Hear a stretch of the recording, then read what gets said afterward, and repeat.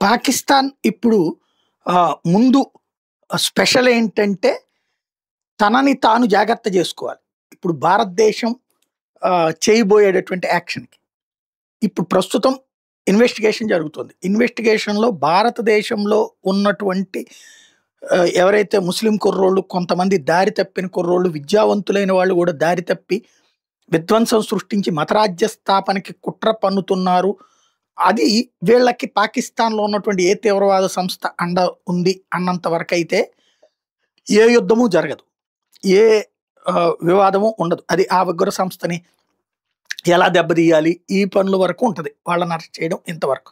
అలా కాకుండా ఆ పాకిస్తాన్ ఉగ్రవాద సంస్థలే వీళ్ళని నడిపించేది. అందులో డౌట్ ఏం లేదు.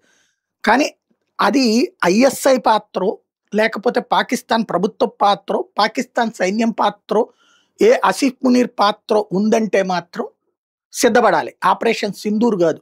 ఆపరేషన్ విధ్వంసమే ఉంటది ఈ దఫా. పెను యుద్ధమే జరిగేటటువంటి అవకాశం ఉంటది. ఆసిఫ్ మునీర్ కనుక దీని వెనకాల ఉన్నాడని తేలితే, ఎందుకంటే ఇందులో కొన్ని కన్‌ఫ్యూజన్స్ ఉన్నాయేంటంటే ఎర్రకోటని టార్గెట్ చేశారు. ఎర్రకోట దగ్గర మెట్రో స్టేషన్ దగ్గర జరిగింది.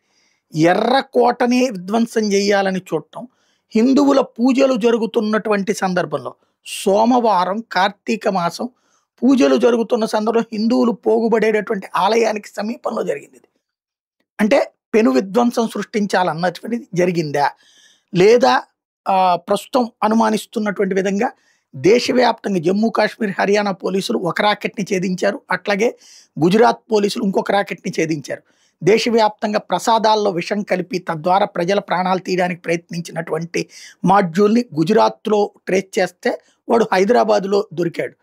ఇంకొకటి వచ్చేటప్పటికి దేశవ్యాప్తంగా పేలుళ్లు సృష్టించడానికి పేలుడు పదార్థాలు కూడా రెడీ చేసి పెట్టుకొని టైమర్ బాంబులతో పేల్చడానికి సంబంధించినటువంటి మెటీరియల్ అంతా డాక్టర్ల హాస్పిటళ్లలో, డాక్టర్ల ఇళ్లలో, అది కూడా ముస్లిం డాక్టర్లు ముస్లిం హాస్పిటల్‌కి సంబంధించినటువంటి చోట్లన దాచిపెట్టినటువంటి వ్యవహారం ఏదైతే ఉందో దాన్ని ట్రేస్ అవుట్ చేశారు జమ్మూ కాశ్మీరు, హర్యానా పోలీసులు. ఇందులో ఒక మహిళా డాక్టర్‌తో సహా ఉన్నారు. అంతా ముస్లిం సామాజిక వర్గానికి సంబంధించినటువంటి వాళ్ళే. వీళ్ళందరూ కూడా దీంట్లో కలిసి ఉన్నారు అన్నటువంటి విషయం కూడా తెలియదు.